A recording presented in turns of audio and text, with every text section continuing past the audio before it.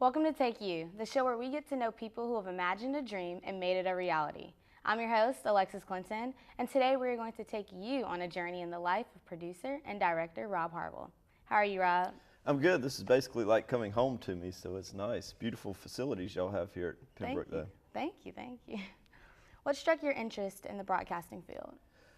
I really don't know. I was in college. I had no clue what I wanted to do, and I said, it'd be cool to be on TV. I said, that's perfect. I'm just going to go be on TV. So declared my major in broadcasting and still had no clue where I was going with it or anything. And I was walking the halls one day. I went to Appalachian State University. I was walking the halls, and there was an internship posted on the wall at NASCAR. And I said, that'll be cool. I love sports. I'll go check it out, And went to Charlotte, interviewed for the internship, got the internship that summer, went to intern at NASCAR, and from there it was just one thing after another and kind of a lot of struggles along the way, but slowly worked my way into broadcasting. So. Nice. What year were you when you decided that you were going to declare your major as broadcasting? I think I was a sophomore, I believe. It was probably right after my freshman year, and I was just having fun in college. I was clueless. But, everything happens for a reason, and here I am. That's true. I think we can all understand that one coming from college students. Did you always know that you wanted to focus on sports?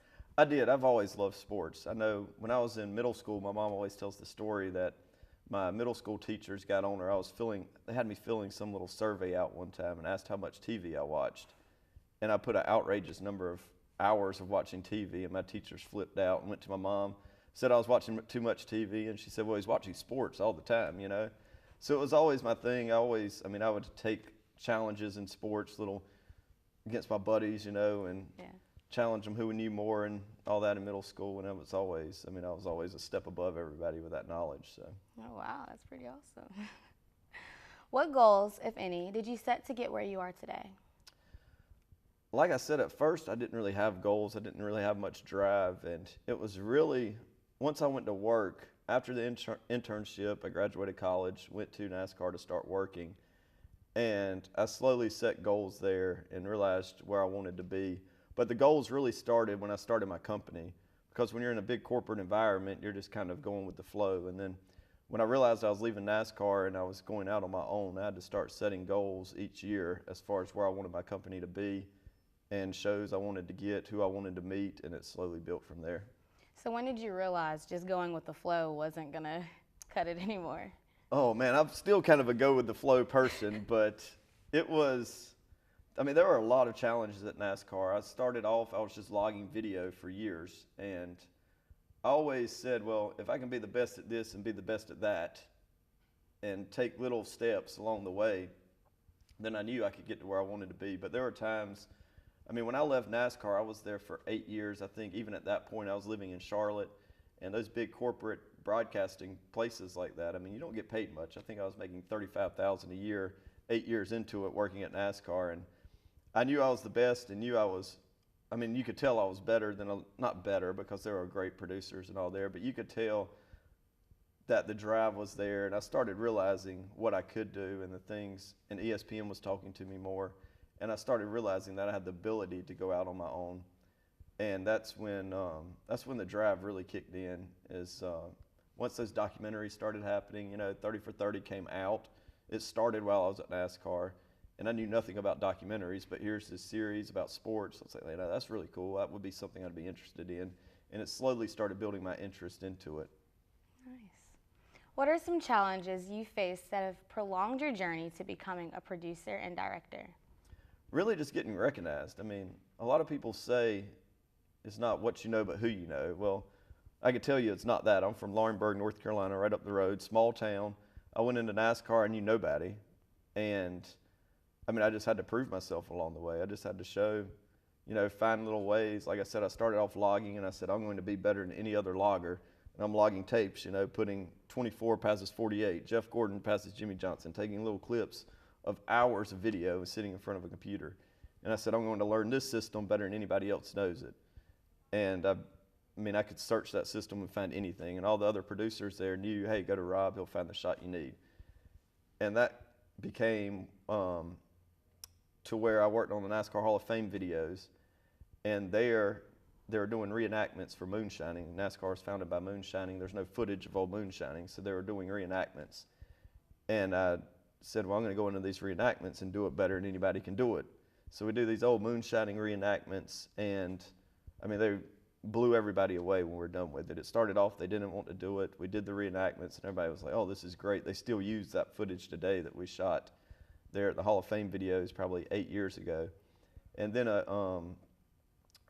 ESPN Films, it was right after 30 for 30 series came along. It was on Wendell Scott, and he was the first African-American driver in NASCAR. He was like late 50s, early 60s. So nobody was filming an African-American driver on the NASCAR circuit in 1960. And when they sold it, they thought they had footage and realized there was really no footage of the guy. And the director that was directing it said, well, I'm going to do reenactments of all of it, but he had no clue how to go about starting it. And he saw where I'd done those reenactments and called me, and that was kind of how I slid my way in there with ESPN. And I said, well, I'm going to do these reenactments best I can and knock them out. And then ESPN loved it, and that's kind of set it off from there, you know. Well, that's true dedication, paving the way for yourself. That's awesome. What are some sacrifices you have made to get to where you are? Really, I guess the sacrifices would be those first 8 years at NASCAR. I mean, it was tough at times. There were times where I would call my mom and say, look, I can't do this anymore. It's ridiculous. I can go out and do something else. And there were times I came close to going to grad school and just giving it up. And she said, just stick it out. You know, you're with a great company. You're with NASCAR. And she said, and you're slowly getting where you need to be. You know, there's obviously hurdles along the way. But, I mean, early on there with it, I just learned it's hard. It's not what your mom ever teaches you, but you can't take no for an answer in the professional industry. You always learn to take no for an answer. No means no, but in professional industry, you can't take no. You have to, if you get told no and you get told you can't, you have to strive to outdo that no and to show that it can happen, you know. Now, were you in grad school and working at the same time? I never went to grad school. I thought about it. You thought about it. Yeah, I never. Schooling wasn't for me, so. Okay. Well, at least you are where you are now. That's good. Exactly. What are some challenges you face during your productions?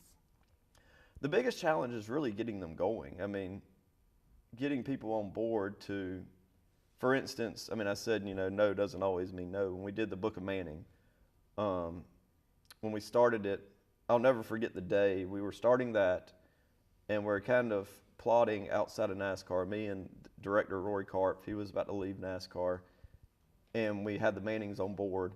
And then that was when Peyton had his neck surgery, and Archie called. He said, well, I can't do the film now. And we had lined everything up. That was our exit. That was our film to kind of set it off, you know. And we also had a 30 for 30 short film on the 72 Olympic team. And one of the guys that was kind of heading up a reunion where they're all getting together called and said that said it would cost us some astronomical amount of money to come do it. So we got two blows in the same day, and we're like, what are we going to do now, you know? But we stayed on the guy. I think I ended up calling the guy in tears, like faking crying, to get him to say, yes, you don't have to pay the money, come do it, you know, because ESPN had already committed to that. So we did that one, and ESPN gave us a film, Miracle 3, on the tornado that hit the Georgia Dome during the SEC basketball tournament to take the place of the Mannings. And that got us to where, you know, Rory Karp, director, got first row films going strong, and then the Mannings ended up coming back around. We stayed on them, and after Miracle 3, we started the Book of Manning. And that was pretty much where it all started, you know. Wow. Do you travel and work with the same production crews? No, not always. It's different. When we started, it was pretty much the same guys. And our director of photography, he ended up getting the director of photography job at NFL Films. So he went on his way. And then as Rory built First Row Films, and I was right there with them, we started finding cinematographers in LA and Dallas and New York. But there was a base group of guys that really got things going and really took things off with us that, I mean, we always go back to. But the audio guys, we usually pick them off different areas we're at, and we've slowly built a bigger network of guys throughout. So you must have a large network then with the Yes, everybody. My phone has an astronomical amount of contacts in it. I can only imagine. Have you had any rejections during your career? And if so, how did you handle it? Yes, like I said, I mean, there's always rejections, you know. I mean, I could go through a million times where we've been rejected. We've had the Ric Flair film coming out, and we didn't think that was ever going to come about, you know, to get WWE and ESPN on the same page. And you just fight through it and find other ways to go around things and to get things done to make it happen. I mean, there's always, you just can never let a setback hold you back. You find ways to get around it until, I mean, there are obviously times where there is the end of the road and you can't do it, but until you get to that point and you know that's the end of the road, you find other ways, you find detours, you find different people that can get you into your end goal. I like that, making a way out of no way. Absolutely. How did your education at Appalachian State University help your career? That's actually funny. Like I said, when I was in college, I didn't know. I was kind of off doing my own thing. So honestly, I had a 2.5 GPA in college. I don't suggest that. But when I started my career, a lot of the other people that were starting at the same time as me were kind of a little bit ahead of me because I didn't pay attention. I was out doing my thing, and that was definitely a setback early on. I basically had to learn it on my own because I would remember I was supposed to learn it in college, and I would remember, oh, that meant something, but what was it, you know? And I mean, you have to take the most you can when you're in college and take it all in because these people really are here to teach you. And I know when you're younger, you don't realize that, and there's so much other stuff going on while you're in college and you're finding your way. But looking back, obviously, I wish I would have paid more attention because it is a great program up there. And there was a lot to learn. And I was sat down many times by professors saying, you have all the talent in the world. Why are you not making use of it? But it took a little bit longer for me to realize that and to really get things going. I'm pretty sure that's something you think about occasionally, like even still now, like from time to time working on things like, dang, I think I learned that. Like, or Yeah, something. looking back, it's like, man, there was something about that. But now, the crazy thing in this industry is technology goes so fast. Most of what I did learn in college, I mean, when I was in college, there was a few days where we learned to edit off of actual film reels and slicing film and all that. So technology moves so fast, there's a lot that gets left behind, you know. So today, I never really edit anymore, but I will sit down. I try to stay up to date on editing because, I mean, I have editors and camera guys, so I still try to stay up to date on everything. But especially when I sit down to edit, it's like, whoa, how do I do that? I have to call the editor. Simple things like putting the text on or something, and you just completely forget it if you don't stay up to date with the technology as it goes. Well, that is very true. Did you have any internships other than NASCAR?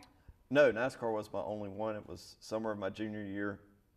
I wanted to go to school for 5 years, and after that internship, they said, hey, if you can finish school next year, then we want to hire you back. So I went to summer school the summer of my senior year to finish the last few credit hours to where I graduated in 4 years and went off to work at NASCAR.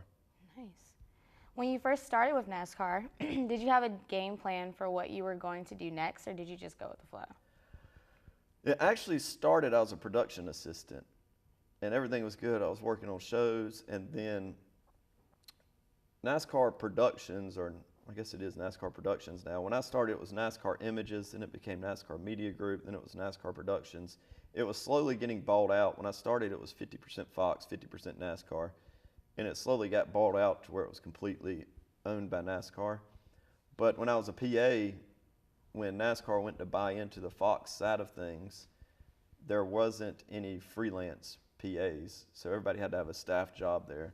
And like I said, I was behind everybody when I started. So the first few months I was a PA, and then basically I got demoted and went down to logging. And that was part of my frustration through all of that in those years that I was back there. But it really taught me, you know, to work hard. And I mean, everything I've said, you know, not taking no for an answer and all that, it really taught me and built that willpower. And everything does happen for a reason, you know. It taught me to not to jump the hurdles and go, you know. That's great. What are you currently working on for ESPN? For ESPN, I'm doing a documentary on Ric Flair. It's Nature Boy. It comes out November 7th. That First Row Films is doing. It's directed by Roy Karp, and I'm producing it. And it's going, I mean, Esquire magazine has said that it is the most anticipated 30 for 30 ever. It's really got great reviews. Everybody's loved it that's watched it. We were Emmy nominated for I Hate Christian Laettner 2 years ago, and ESPN's already saying this one's definitely probably going to get Emmy nominated. It's an outstanding film. We're really looking forward to it, and pretty much that's where my focus is. We're coming up with a lot of concepts to get more into the reality world and things like that. So I'm putting a lot of focus into that. I have the Dana White Looking for a Fight show with UFC. That's a really cool show. It's on UFC Fight Pass, but then it goes to YouTube, so you can look it up there. It's kind of a comic relief show. Dana goes around, and him and two former fighters, they go and enjoy a city, and then that night they go looking for talent at smaller events. But they just do crazy things. They're funny guys. I mean, they go around. We've been dog sledding, glacier surfing. We went bull riding, just crazy things they do. And it's cool for me because you get to experience stuff. I never thought I would go to South Dakota, and I went to Sturgis at the motorcycle rally. I'm not a motorcycle guy, but it was cool to see, you know. Unbelievable places I've been with that show, from Alaska to meeting Evander Holyfield in Atlanta to George Foreman in Texas. I mean, he meets up with his buddies along the way, so it's really a cool show. Well, that's it then. Thank you, Rob. That's all we have time for now. I would like to thank our guest, Rob Harvell, for taking the time out of his busy schedule and giving us some knowledge. Until next time, I'm Alexis Clinton, and that's a Take.